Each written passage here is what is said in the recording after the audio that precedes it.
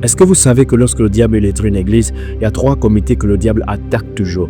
Et on voit ce qu'on appelle les agents infiltrés. Oui, le premier comité, c'est le comité de louange. Le deuxième comité, c'est le comité d'intercession. Et le troisième comité, c'est le protocole de l'homme de Dieu, protocole du pasteur. Donc, c'est dans ces 3 comités que le diable infiltre ses agents pour détruire l'église. Et ici, je vais parler d'une histoire très claire qui concerne le comité de louange. Oh oui, et j'étais à l'intérieur de ce comité de louange et je vous parle d'une histoire où j'étais un acteur principal. Donc, c'est une histoire réelle.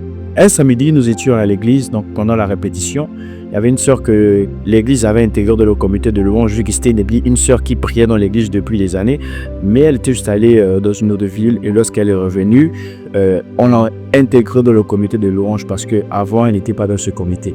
Donc, elle est revenue en disant qu'elle veut maintenant intégrer le comité de louange, elle veut maintenant servir.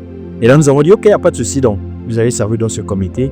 Donc, elle est rentrée dans le comité de louange. Et nous, dans le comité de louange, nous étions des personnes de prière, on priait énormément. Et voici comment le premier samedi est arrivé. Nous avons fait le premier samedi, le premier dimanche ensemble.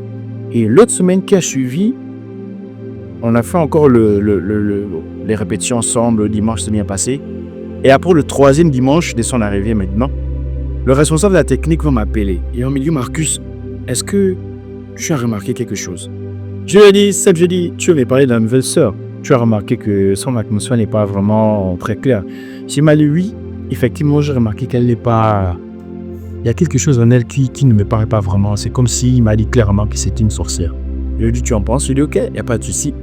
Et c'est comme ça, le samedi suivant, lorsqu'ils sont arrivés, il m'a dit, bon, je pense que cette répétition-là, nous n'allons pas chanter, nous n'allons pas répéter. On va passer du temps dans la prière. Je dis oui, très bonne idée. Et c'est comme ça, lorsque les jeunes sont arrivés, les jeunes de groupe de louange, voilà, lorsqu'ils sont arrivés, bon, on s'est dit, bon, il n'y a pas de souci. Donc aujourd'hui, nous allons, avant de commencer, nous allons prier pour présenter les moments au Seigneur. Mais en vérité, nous, on savait que c'était les temps d'intercession, mais on n'avait pas dit aux autres qu'on devait faire des temps d'intercession. Et c'est comme ça, lorsqu'on a commencé à prier, et après on a prié pour les uns, on priait pour les autres, parce qu'on priait beaucoup pour les uns et les autres, et on a demandé à la sœur maintenant que, est-ce que tu peux me permettre qu'on prie pour toi? Bon, elle a d'abord refusé, que non, je ne veux pas. Et après, on lui a dit, mais normalement, nous ici, c'est comme ça. Et après, elle a accepté.